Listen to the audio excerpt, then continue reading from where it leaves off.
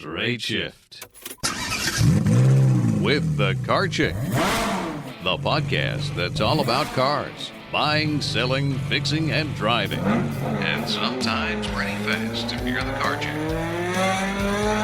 Now, here she is.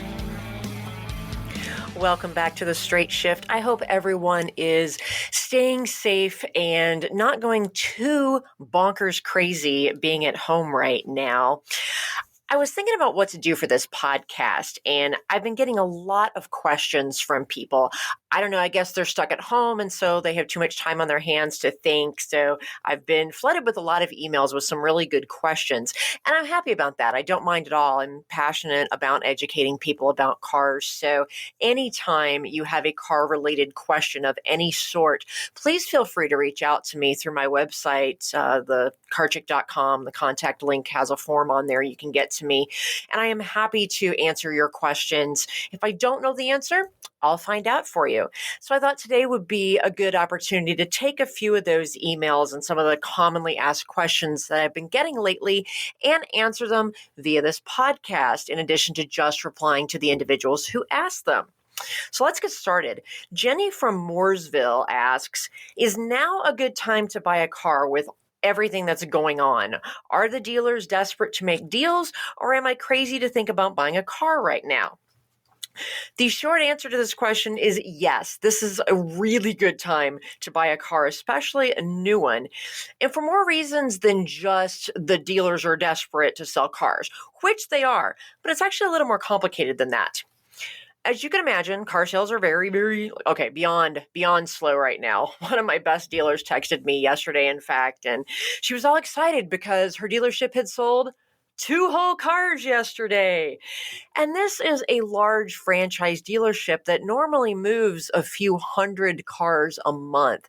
And she was thrilled because they sold 2 cars yesterday. So that gives you an idea of just how big of a slump the car sales are right now. It's crazy. And, unfortunately, a lot of dealerships, even the big ones, have been forced to furlough their employees without pay because they just don't have the cash flow to keep everybody on their payroll. And, some dealers pay their salespeople 100% commission. Others pay a base salary plus commission. It really depends. But just to give you an idea, your average franchise dealership, so a Toyota dealership, a Subaru dealership, a Ford dealership, whatever, it can cost them upwards of $250,000 a month just to keep the doors open and the lights on. So they're all looking to minimize their costs right now, as most of us are, until we have a better idea of when we're going to get through this situation and over the hump and things can start slowly getting back to normal. But so the answer is yes, they are definitely desperate for sales right now. And that means that the deals can be very good. Another reason it's a good idea to buy right now is there are a lot of great financing options. While the Fed dropped prime to basically zero about a month ago, the traditional banks, I've not seen them drop their car loan interest rates. Car loans, being short-term loans, are tied to the Fed's prime rate. So anytime the Fed moves prime, you typically see auto loans shift in accordance with that. But your traditional banks I haven't seen them drop rates significantly because they're probably they're desperate for money because they've just had to loan out a whole bunch of it, and they're kind of hedging their bets. They don't want to take on a lot of additional risk right now, so they're not dropping their rates accordingly. But the car manufacturers, captive finance companies like Southeast Toyota Financial, Allied Financial, Subaru Financial, whoever, they are, because they're tied to the automakers, they are dropping rates. And we're seeing some really good deals right now. Some of them are offering 0% financing. Hyundai has one of the best. They are literally offering 0% financing for up to 84 months. That's 7 years of free money to use on your car loan. Granted, I do not encourage people to finance for that ridiculously long period of time, even though it's a 0% rate, just because it puts you at a lot of risk to have the car be upside down, depreciating so much faster than you're paying it off. But these are also extraordinary circumstances. So in addition to the 0% for 84 months, they're also offering deferred payments for 120 days. This is not on every make and model, but it's on some of the more popular ones. So that can be a great deal. Volkswagen is offering 0% for up to 72 months with 180 days deferred payments on a lot of their new models. And that means that your first month's payment, normally your first month's payment is due on the first of the month after you buy the car. Well, in this case, they're going to defer that for 3, 4, 6 months after you sign those papers. So it means you're not going to have a car payment for a few months yet. And that's just because they know that people's cash flow is compromised right now and they still want you to be able to buy cars from them. So it can be a good program. I'm not a big fan typically of deferred payments and long finance terms, but right now sometimes you got to do what you got to do. And it's not a bad idea to take advantage of 0% financing whenever that's available, because as my financial advisor tells me, it's always best to use someone else's money if you can do so for less than using your own money. Keep your own cash in wherever you keep it, preferably not under your mattress, where it can earn a rate of return for you. Another reason that it's a good time to buy cars is that supply right now is high. Dealer inventory, meaning the number of cars that they have currently sitting on their lots or in their pipeline that is, floating over the sea to them or is being produced, has been produced, is on the way to their doorstep. That's really high right now because obviously of the lack of sales. But that situation may drastically swing in the other direction once this epidemic, can't talk today, dies down and these stay-at-home restrictions are lifted. So in other words, once sales pick back up again, the dealers may have an opposite problem. They may suffer a lack of inventory. Now, why is that? Their supply chain. We're going to get into a little explanation on how cars are manufactured. Automakers, most of them have shut down their plants for a period of time. A lot of them are not scheduled to reopen until at least May. So that translates to a couple million cars that have not been produced. So obviously that means there are going to be fewer cars available to buy.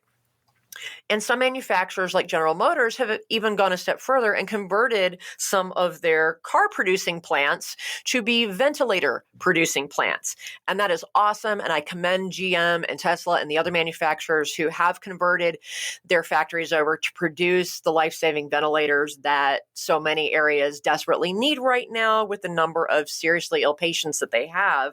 And this is something that normally happens during wartime. The last time we saw this was literally during World War II, when the automakers and other production facilities stopped producing what they normally produce, and either by order of the government or just because it made good economic sense and good, social sense, they converted their factories over to producing whatever we needed for the war effort.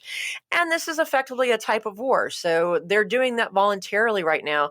And thank you, GM, thank you, Tesla, thank you to all the automakers that are doing that right now.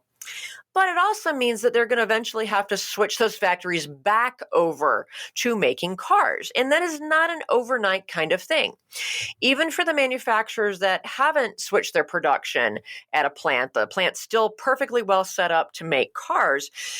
It's not just like turning on a light switch and boom, they immediately start spitting cars off the assembly line. Cars are not built so much as they are assembled. It's kind of like a Lego set. You get a box of Legos. I love Legos. Space Legos were my favorite when I was growing up, and I had a bazillion of them. So you get a box of Legos, and it's supposed to be for, let's just say Star Wars Legos. It's to be able to build a Millennium Falcon. I'm seriously considering buying one of these sets. And you get all the different pieces of Legos that you need to put it together to create a Millennium Falcon. Cars are similar in that they are made up of individual parts that assemble together to make a certain type of car. But not all of those parts, in fact, most of those parts are not actually manufactured at the same plant or even by the automaker to produce that car. So it's like having a Lego set, but your different types of Legos are all in different boxes that come from different places. So car manufacturing and the parts to manufacture the cars are made all over the world. So even if your Toyota is made here in the United States, it's getting parts from Japan and China and Europe and Canada and Mexico to produce that car. And what we're seeing is that even when we can flip the switch and our manufacturing plants will be able to reopen and start building those cars, they may or may not have all the parts that they need to do that. Most of them have been stockpiling those parts in anticipation of this situation. But most auto manufacturing is what's called just-in-time manufacturing. What that means is they don't normally warehouse a boatload of parts and then produce the cars out of that warehoused inventory. In order to keep costs down, they have very tight relationships with their suppliers with very strict processes so that when the car comes down the manufacturing line, the part that the next person is responsible for putting on the car, that part gets to them, sometimes minutes before they get ready to put it on the car. So in other words, the part arrives just in time for it to be used to assemble that specific car.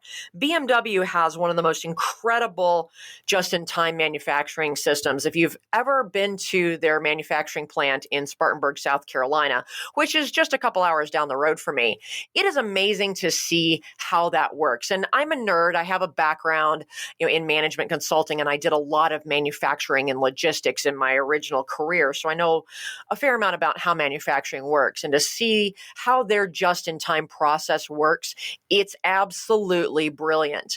But it also means that we are dependent upon those supply chains and the vendors to get those parts to the car manufacturing plants just in time to have those built. And those supply chains have been drastically disrupted. And it's going to take a while for all the pieces of this puzzle, for us to get all the Lego pieces we need at the time that we need them, so that the restart of our car manufacturing happens. It's not going to happen right away. It is not going to happen smoothly. And all of that is going to translate into potentially low supply for a little while for the car makers. And it's going to depend on, different models, and different manufacturers are going to have different supply chain issues depending on where that model vehicle is made. Even within a manufacturer, not all the cars are made in the same place in the world. Some, like Subaru has a plant in Ohio that manufactures the Outback and the Legacy, but then the Foresters are manufactured at a different plant. I think that one's in Japan. So again, we're in a global economy, and it's going to take a while for the entire planet to get things back to normal and get those supply chains flowing smoothly again so that we can just get back to normal. And I don't think we're ever going to get back to normal. I think we're going to find a new normal that works for everybody, and it's going to take a little bit of time to get there. So while we anticipate a upswing in demand once we get on the other side, the downslope of this virus, and they can release the restrictions on all of us having to sit at home, there's going to be a lot of pent-up demand. There are people out there who want to buy a car, but they're waiting. Some people that need to buy a car and are waiting. We've got all the people that leased cars 3 years ago, and their lease was due to be turned in, but they got an extension on it because of everything that's happening. Once that lifts, they're going to need to turn in their leased cars and get something new. So the industry anticipates seeing a surge in demand, and that surge in demand is quickly going to eat up the supply that the dealers currently have stockpiled of cars on their lots. And we may see a gap where we literally run out of cars for some makes and models, but the demand is still high. So all that translates to the automakers are warning their dealers, stock up now in anticipation of that swing. And that's tough for the dealers because on one hand, they know that they need to be thinking and planning strategically, but at the same time, they're out of money. They don't have necessarily the cash flow. So the automakers are trying to work with their dealers, and they're giving them deferred payment options in many cases on their floor plan. Let me quickly explain what a floor plan is. Most franchise car dealers do not pay cash for the new cars that they put on their lot, the inventory they get from the manufacturer. Some of them do, like BMW, I believe, makes them buy all their cars in cash. But most of them have what's called a floor plan. And that is they get loaned money from the manufacturer at a very low rate to buy the cars they need for their inventory. And that way they don't have to have a bazillion dollars in cash to buy that inventory outright. So in other words, car dealers get loans for their cars just like we get loans for our cars. And so they are working with the dealers on some flexible floor plan options so that the dealers can continue to accept their allocations. That's the number of cars that they get every month from the manufacturer to sell on their lot so that they can maintain those inventories. But a lot of dealers are really resisting that because they just quite frankly don't have the cash, even with the floor planning. Like I said, it can cost upwards of $250,000 just to keep the lights on at the dealership, much less, continue to buy new inventory and stockpile it on their lots where they're completely out of room for cars anyway. So it's just going to be really challenging. The dealers are trying to batten down their expenses so they don't have to furlough too many employees and they can keep, their doors open until we get through this crisis. So totally long-winded answer to Jenny's question, but bottom line, yes, it's a great time to buy a new car. You can get a great deal right now. You can get basically free financing right now. And it's also going to help the dealers with their cash flow now by buying a car. So I'm still perfectly busy in my business buying cars for people. And in some cases, we've been switching from the client wanting to buy a slightly used car. And I did the math and I looked at it and I said, hey, we can buy you a 2 or 3 year old car that, came off lease that's sitting on the used car lot. But for just $2,000 or $3,000 more, we can buy you a brand new one with a full warranty. You can get the 0% financing. And it really, from a strategic decision, it's a better financial decision to do that. I mean, spend a couple $1,000 more and you're going to get a brand new car with a full warranty and 0% financing. Yeah, that's kind of a no-brainer for most people. So that's kind of the direction that I'm going with a lot of my clients right now. And we're still really busy. And on that note, I'm going to take a quick break. And when we come back, we're going to talk about some service questions that people have had from Adam from Rock Hill and Kim from San Diego. We'll be right back after this.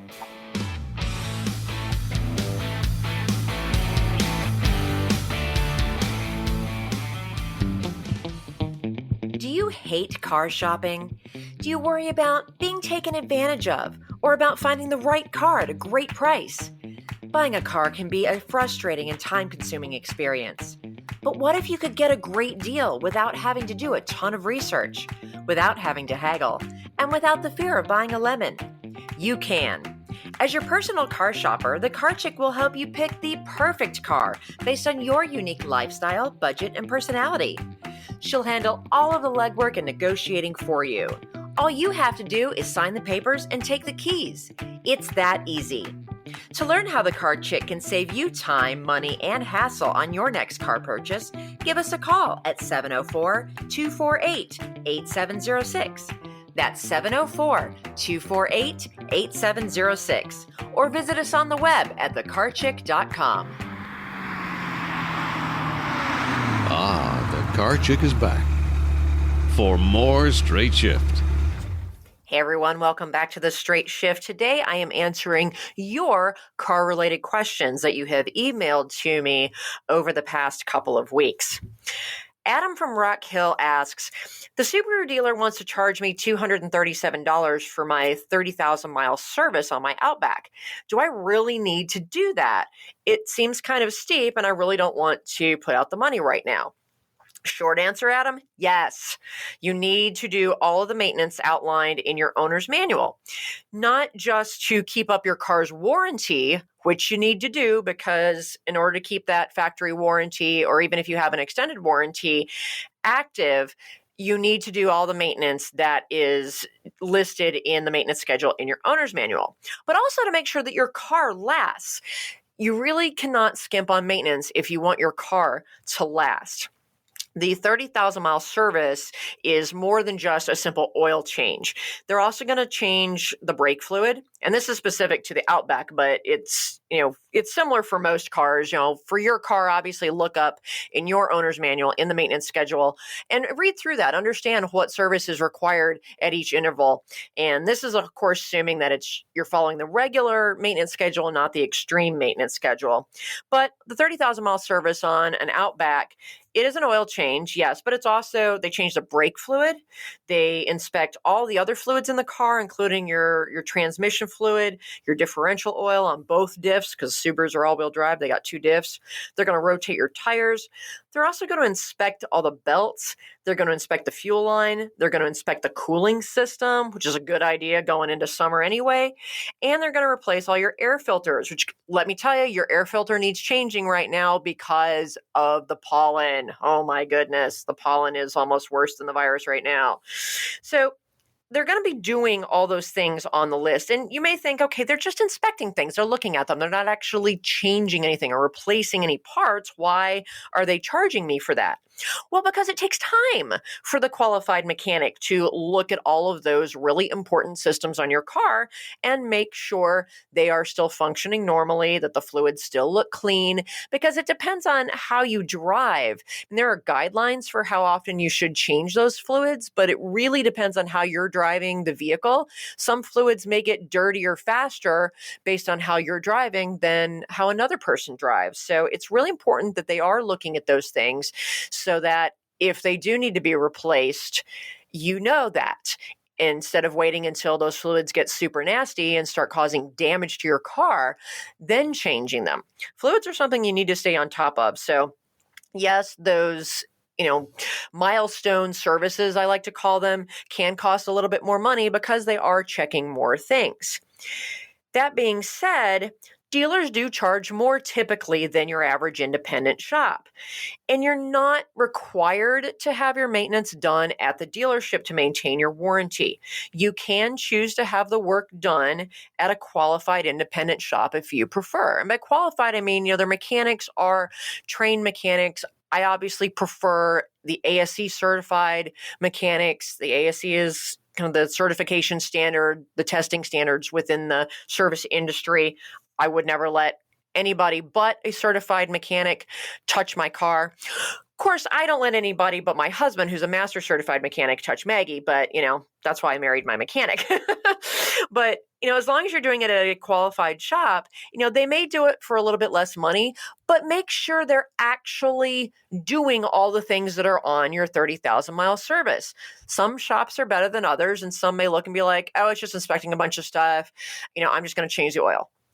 They may forget or just choose not to do some of the other items in order to rush through it so that they make more money. I'm not saying that, all mechanics or all shops are dishonest. That's certainly not true, but I've seen it happen many, many times. I've seen it happen at the dealership too. So just make sure that they're actually doing all of the things that are listed, at least on that maintenance schedule. I personally think they should be looking at everything on your car, at least as much as they can at each service, just in case something has broken when it wasn't supposed to, or it needs maintenance early. But bottom line, yeah, I know it's $237 is a chunk of change, but it's a lot cheaper to pay for your regularly scheduled maintenance and keep your car in good shape than it is to pay to replace really big expensive things like engines and transmissions before their time because you didn't take good care of it. Sort of like your doctor telling you, well, gee, do you have, which is better, making time to exercise for 30 minutes a day or, being dead, so, at an early age. So yeah, maintenance is important. All right, the next one, Kim from San Diego, California. Ooh, I love San Diego. It's so beautiful out there. Is it safe to drive if your check engine light is on? Kim, that is a very loaded question. And the answer is, it really depends on why the light is on. But in general, your check engine light is telling you that something is very wrong with the car, with something related to your engine, related to the emissions system. That's kind of the big granddaddy of all the warning lights on your car. And it can mean anything from an emissions problem, like maybe you have a bad oxygen sensor, that tracks the amount of unburned oxygen in the car's fuel system. And so when that goes bad and your car doesn't really know kind of how much oxygen it has, it can cause problems with the engine in the future because the computer doesn't know what to do. It could be something as silly as you didn't get your gas cap on tight when you last filled up with gas, or it could mean that there's a much more significant problem. Maybe you've got a bad catalytic converter, you've got bad spark plugs. It can mean a lot of different things. A few years ago, Maggie's light came on because her thermostat had gone bad after, time. And so I had to go replace her thermostat. But you're not going to know exactly what's wrong with the car until you have a qualified mechanic plug what's called a scan tool into your car's computer. It's basically a computer that plugs into your car's computer and tells you what's going on. Kind of like how R2-D2 jacks into the Millennium Falcon to find out what's wrong and then C-3PO interprets it. And yes, I am a huge Star Wars nerd, but it's a good analogy. So that's what you really got to do. You got to have somebody that can jack into your car's computer and communicate with it and read codes. Because what happens is your car's computer, when it determines there's something wrong because one of the 4 million sensors in the vehicle raised a red flag and said, hey, I got a problem, the car's computer is going to throw a code, and there's a whole list of codes, and they have, a description of what those codes mean, but you can't read those codes without the proper tool to do it. Now, you can take your car over to, AutoZone or Advance Auto Parts or Pep Boys or one of your car parts stores, and typically they have a really cheap scan tool that can plug in, and it can get a vague idea of what's wrong, but it can't read the real deep, detailed codes that give you a much clearer idea of what's going on. It may be able to tell you, hey, it looks like it's an emissions problem. Well, that could be one of 30 different things, but it's not going to tell you which one because it's a cheap ass scan tool that, costs them like $30, as opposed to the one that your mechanic has, that may have cost upwards of $10,000 to $15,000. So big difference. And the bottom line is you have to have a qualified mechanic with a scan tool. That scan tool has the proper keys to talk to your car. German cars are the most expensive to talk to. So, if you have a German car, you need to take it to a German car mechanic that has the scan tool that speaks German to your car. Your average mechanic may not have that. So be sure you take it to the right type of mechanic and then have them plug it in, read that code, and find out exactly what's going on. And even when they know that, when they read the code, they still may have to perform some diagnostic tests to narrow it down to see exactly which part needs to be replaced to fix the problem. But bottom line, to answer your question about whether or not it's safe to drive your car, here are some things that you need to evaluate when you see that check engine light come on. Is your car acting strangely? Is it kind of bucking, sputtering? Is it losing power? Is it driving abnormally? If it is, pull over at your earliest, safest opportunity because it means something is definitely wrong with the car. You also have to determine if that check engine light, is it on and it's solid, meaning it's just on, period, or is it flashing? If it's flashing, that is an urgent warning that says something is very seriously wrong.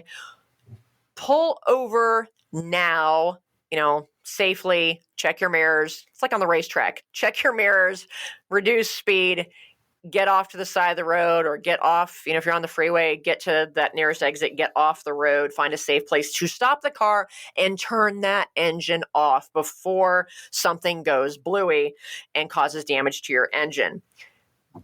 Pull out your cell phone and call your roadside assistance. And I'm a big believer that everybody should have some form of roadside assistance, whether you have it through the car warranty or you have AAA or something like that. Roadside assistance is an important thing to have these days. If the check engine light is not flashing, some new cars have a different color. It'll be a different color light. If it's a yellow solid light, that's truly a warning, and that's what most cars have. But there are a few cars now that instead of the check engine light flashing when there's a major problem, it will actually turn on red instead of yellow. same thing. If it turns on red, same as flashing, get off the road, turn off the car, call roadside assistance. But if it's a solid yellow, that means there's a problem, and it could be emissions, it could be something else, but it still is something that needs to be addressed as soon as possible before that problem cascades and creates a bigger, more expensive problem. But it's usually safe to go ahead and drive home than call your mechanic ASAP and get scheduled to bring the car in so that they can get out their scan tool and find out truly what's wrong. If that check engine light came on like right after you got gas, there is a chance that it's just a loose gas cap. Most of your newer cars have a more sophisticated system for telling you that you were just an idiot and didn't get your gas cap on. And let me tell you, I have done that more than once. It'll either be a different light or a different warning message on your infotainment screen. But it may just be something simple as that. But the bottom line is if your check engine light is on, it means there's a problem and it needs to be addressed as soon as possible. If it's flashing or if it's red, it is not safe to drive. Get off the road, turn off your car, call for help. All right, I think we got time for one more. Chandra from Greensboro, North Carolina. A year ago, my Toyota Sienna van had 4 tires changed at Walmart. I had the wheel alignment done at a car dealer, but now my van tires slip when I accelerate or take a turn. I feel them slip every time I take a turn. What is going on? Well, Chandra, first of all, you got your tires at Walmart, which, is probably not the best source for tires. Walmart does not tend to sell the best tires. They typically sell cheap rubber donuts. I mean, it might be from, a manufacturer, like Goodyear, whatever that but it's a brand that they make specifically for Walmart and your other cheapy places. And so they're definitely cheapy tires. So there's a good chance that you just have crappy tires to begin with. You also didn't say how many miles you put on the tires since you got them. Different tires are going to wear out at different rates. We usually say in the industry that, good tires will wear out the fastest. Sometimes they're softer material. Your great tires, unless it's a high-performance tire, because let me tell you, I can wear out any tire really fast, but your high-performance tires are obviously going to wear out fastest. I'm guessing you probably did not have high-performance tires put on your minivan, so it's very likely that it was a cheap tire to begin with. You also didn't say whether or not you've been rotating the tires over the last year. I don't know how many miles you put on your car every year, but it's critical to have your tires rotated. The reason you're probably feeling that slip in the tires when you're accelerating or when you're taking a turn means that they have a worn spot on the tire. And here's why that happens. Your Sienna is a front-wheel drive vehicle, most likely, just because you said you live in North Carolina, and most people in North Carolina have the front-wheel drive ones, not the all-wheel drive ones. It also does not have what's called a limited slip differential. And without getting into the details of what that means, what it translates to is that you have one wheel out of the 4 on your minivan that is the drive wheel, the one that does the work. When you hit the accelerator, that's the wheel that spins to get your car going, and the other ones kind of go along for the ride. So that one's working the hardest. So if you accelerate a little more aggressively than the average bear, shall we say, like I do, that tire's having to work harder and grip harder to move the whole weight of that minivan, and it's going to wear out the fastest. This is why it's critical to rotate your tires so that that one tire is not taking the brunt of all the abuse and doing all the work all the time. If you rotate your tires regularly, and you should do so at every oil change, that helps keep the tire tread, the wear on it, even. So I have this problem in Maggie. Maggie is also front-wheel drive, being a Mini, and she unfortunately does not have a limited slip differential. I'm going to put one on as soon as it's time to change the clutch in her because it drives me crazy. I drive... Okay, you know me. I drive like me. I drive like a race car driver. That's what I am. So I tend to accelerate aggressively when the light changes and goes green, and so that puts a lot of wear on that tire. if you are accelerating and turning at the same time, if you are like in a right-hand turn, because it's usually the right front wheel that is your drive wheel on a front-wheel drive car with no limited slip. So even if you're just making the turn and you're accelerating through that turn, when you're turning right, the weight of the vehicle shifts overall to the left tires. So that means that, and when you're accelerating, the weight shifts to the rear. Therefore, your right front tire is going to have the least amount of weight on it, which is not, really useful when that's your drive wheel. And so what's going to happen is that tire is going to spin without getting a lot of traction, and that shaves down your tread without actually moving you forward.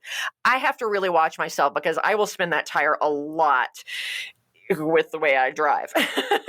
So I'm not saying you drive your minivan, like I've driven a Toyota Sienna minivan, but it's still going to put more wear on that one tire. So rotate your tires on a regular basis. Don't necessarily drive like I do. And don't buy cheap rubber donuts from Walmart. I know tires are a big expense, but tires are also one of the most important safety features on a vehicle. And there is a huge difference between just cheap, crappy rubber donuts that hold up the car and an actual good tire. So get them rotated. At this point, it may be, if you haven't had them rotated, the damage may be done and you may have to get new tires again, or at least 1 or 2 new tires, and just keep them rotated because that's going to be the best thing. But if you're feeling that slip on acceleration and in a turn, I guarantee you that the tire on your drive wheel is worn all to heck. All right, folks. I hope the answers to those people's questions was helpful to everyone. And again, if you ever have questions about your car, don't hesitate to reach out to me. I really do care about making sure people are empowered with the right information to make these smart decisions with their cars, to make good financial decisions, and to keep their car in good shape and therefore safe to drive. Next time, I'm going to be taking requests. So if there's a certain topic you want me to cover on the podcast, please also reach out and say, hey, could you cover this topic? I'd like to know more about this. Please do so. I'm here for you guys. And in the meantime, stay safe out there, and we'll catch you next time. Bye-bye. The Straight Shift Podcast is copyright LeeAnn Shattuck, The Car Chick, 2017. All views expressed by guest and or co-hosts are those of the guest and or co-hosts, and not necessarily those of LeeAnn Shattuck or The Car Chick.